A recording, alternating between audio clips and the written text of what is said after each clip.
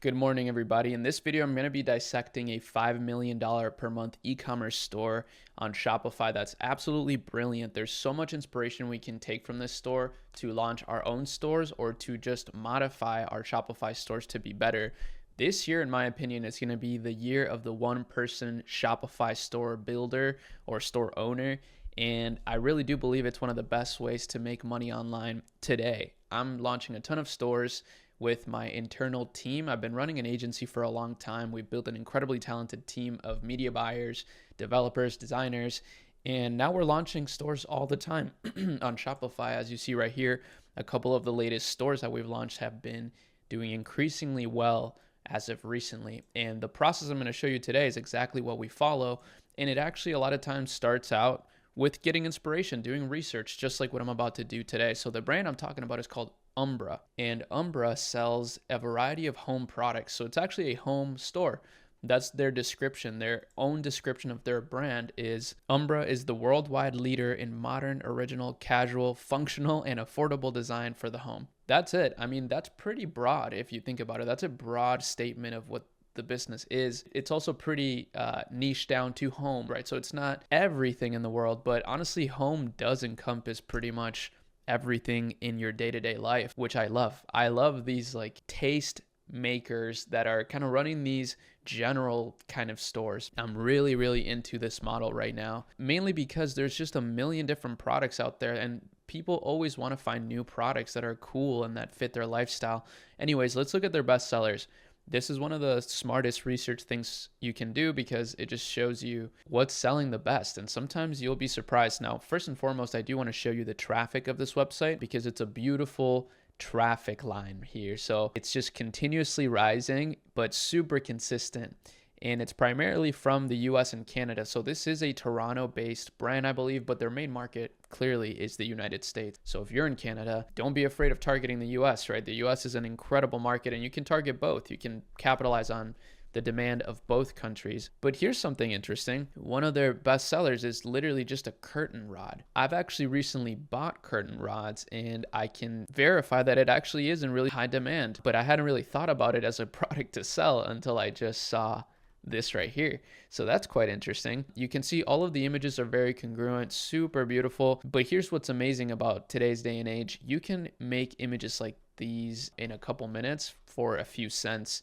In fact, you can literally just copy paste images from anywhere and make your own product images. Now, try to be ethical with it, of course. Try to not lie about what your product is. But at the same time, also, when you're starting your business, you got to bootstrap and you got to, just own your product, right? Like shamelessly sell your product. So for example, let me say I find, a cool couch here. I use this sourcing platform called TeamDrop. I use them for all the latest stores that I launch. The main reason being that it's just all in one place. I can communicate with somebody in China directly that's going to talk to manufacturers, that's going to do all the hard work for me to actually source quality products and also ship them individually. Now, with bigger products, it's going to be kind of hard to, start with a lean inventory model, which, drop shipping is how most people know of like these kind of stores, but you can still pull it off. So let me just show you how you make a product image. You just put it in your favorite large language model image generator. So Nano Banana Pro, Higgsfield, whatever tool you want to use. I use a cool tool called DraftPi. It's one that we built ourselves for our agency team. But anyways, so I'll paste the image of my supplier and I'll also find an image from an inspiring competitor, such as these guys. I'm actually going to go look at their Facebook ad library because they're running a lot of ads and, they're paying to run these ads. So I just want to see maybe if we can replicate some of their best ads from the past. And, it seems like maybe not, but let's take this image. It looks very nice and bright and I'll just put it here and I'll say change the setting of the couch in the first image to be a Beverly Hills modern mansion. I'm actually just gonna delete that reference image. That sounds pretty good. That's actually pretty creative. And then I'll just make 3 of them at once. just to see. Oh yeah, I'll use 2K. See what happens here in just a moment. You'll see exactly what I mean about image generation. But while that's loading, we'll continue here. Another thing that they're doing absolutely right, besides just having a super clean product page, everything is explained through the images. That's actually a really important thing that a lot of people undervalue. So it's not all about just making images that look really cool, also images that are very informative, but branded at the same time. And these kind of images just do exactly that. So I love this style. This looks super clean. I love this brand. Another really cool thing about running a large catalog brand like this, which again, it actually is possible now with a very lean budget, right? If you have a good sourcing agent. What's really cool about these is that you can run Google Shopping ads, and the Google Shopping ads will actually be very consistent because you have a lot of products. So there's a lot of potential keywords that Google can go and bid for your product catalog. So that's one of the cool things about building a larger catalog. If you do have a large catalog, consider running just a very simple Google Shopping campaign. It might bring in a lot more results than you think, but start it small at a low budget so that it has some time to learn. That's definitely something that we've seen at the agency. We spend a lot of money on ads, and we see a lot of capital just pouring through ads on Google and Meta, primarily Meta. In fact, we're actually the highest tiered badge on Meta agency partners, which is pretty cool. And we see that all the time is, catalog ads do extremely well. And on Google, especially, basically just running your entire catalog, it does work really, really well. But let's see here. So this looks pretty cool, actually. This turned out kind of like an interesting setting. I like this one the best. I actually made it into a slideshow here. Forgot I had it set to a slideshow. This actually turned out pretty cool. Now, as far as their ads go, they really are going heavy into UGC content. So they have a pretty consistent content style here. The perfect ring organizer does exist. So they're advertising these like low average order value products too. This one's only $20, right? But they're still testing it, which is pretty cool. I really like that. One of the things that I've done this month, for example, is test like a lower average order value product and seeing what happens. And it's turned out to do quite well. So a lot of times we kind of psych ourselves out of running Meta ads to products that we think maybe are too cheap for Meta. And trust me, I was part of that wavelength of thinking until literally like this month, where we tested a product that was lower average order value, and it actually does get higher average order value because people buy more of it, or you can present the offer to be better and people do buy more.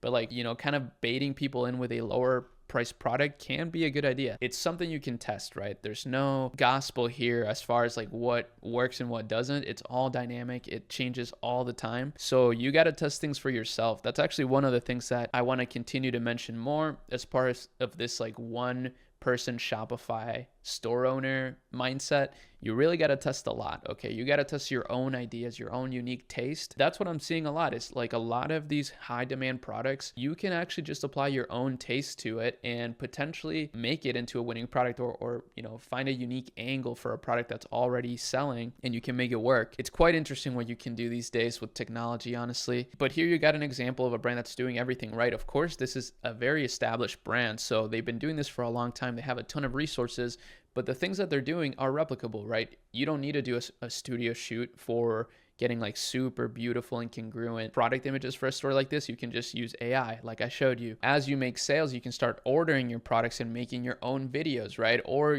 hiring people to make the videos for you. It is a little bit expensive, right? But it's definitely worth the investment as you build the business. These guys are content maxing. That's something I've been telling these Shopee Lab Accelerator members that I do some consulting with. I always tell the ones that are, kind of at more of a brand level to just start content maxing and filming as much content as they possibly can, clipping it, doing all sorts of content variations, and just using the best stuff for running ads. That's literally the simplest, smartest, most powerful marketing strategy these days. Make as much content as you can, take the best stuff, turn it into ads, and just keep doing that over and over again and providing value to your audience. So yeah, I really love some of these. Interestingly enough, they're really going hard on this Dachshund like jewelry holder. That's an interesting product. Let me do just a quick, jewelry holder. I'll just do dog jewelry holder. Just do a little bit of sourcing research here on it, and we'll see, there's some really interesting stuff. it seems like that's quite a trending product, right? And it's something I would have never expected or thought to test. Do I think this is a product that can make, $100 million? No. But do I think this type of product could make, 100K? Yeah, I do actually. And then of course, if you build your catalog a little bit, you can continuously sell other products and be very dynamic. So yeah, super cool store. I also love the videos that they post on YouTube. They got these really, really nice cinematic videos that they're posting like every year. Once a year, they're very simple, but they're really cool. They're probably not moving the needle really at all for the business, but it's just a nice little touch. And then they do get a lot of monthly views on Pinterest. So Pinterest is a huge thing for these kind of brands, these home brands, these like design brands.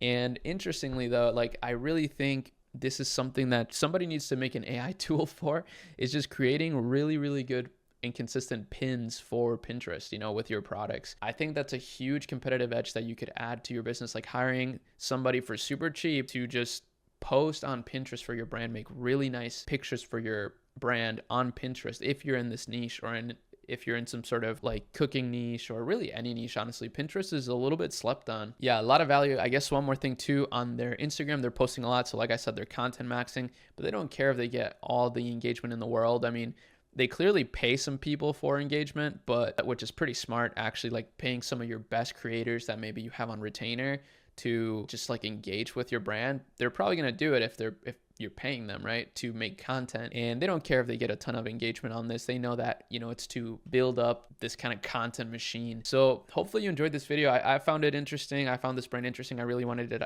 to dissect it with you. And I got some really interesting products here actually that I never really would have thought of. One more piece of value is this boneless couch trend. A lot of people in the Shopee Lab Accelerator have been asking me about this. They're very interested in it because it's such a cool trend actually. These sorts of couches that are, just easier to ship. They kind of are just compressed. It's not really exactly this, but this one's really cool. It's not really exactly this, but it's a huge trend nonetheless. Like it's absolutely exploding. And I do think it's just the beginning. The only problem is that it's still relatively expensive to ship directly from Asia, which is not a problem if you're willing to take the risk to import to the US. I have all the resources, all the best resources for 3PLs in the US, everything you need inside Shopee Lab, which you can join for free, but it is more expensive and risky. So if you're just starting your business, which a lot of you are, I just wouldn't recommend going into this one unless, again, you can figure out, maybe talk to the team drop sourcing team, see if you can finesse something, right? Use your own wit, your own creativity, see if you can find a product that the numbers make sense for.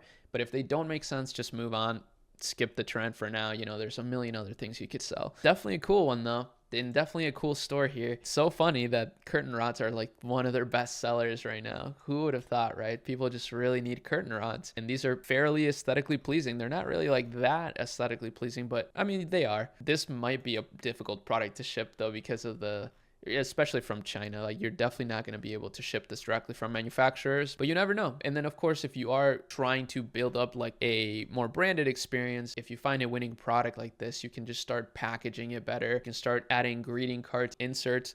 You can do a lot of easy things to start building up your brand, but a brand just takes a long time to actually build up, like the name for a brand. So at first, honestly, focus on just finding something with product market fit, something that's actually gonna hit. So if you're building a store like this, focus on testing a lot of different products, not just furniture, right? But even small little home products like they're doing, like the Dachshund jewelry holder. I would have never thought to test that. And it's why I love to do this research. It's fun. I think you can just do exactly what I'm doing here. If you just copy this exact system, right? You make the product images, you import products like this to your store, you make ads based on your competitor. Even if they're static ads do work very well. Don't take my word for it, just test it for yourself, but they do work very well. We've launched many winning products with just static ads and it works. So yeah, that's about it for this video. I'll see you in the next one. Peace.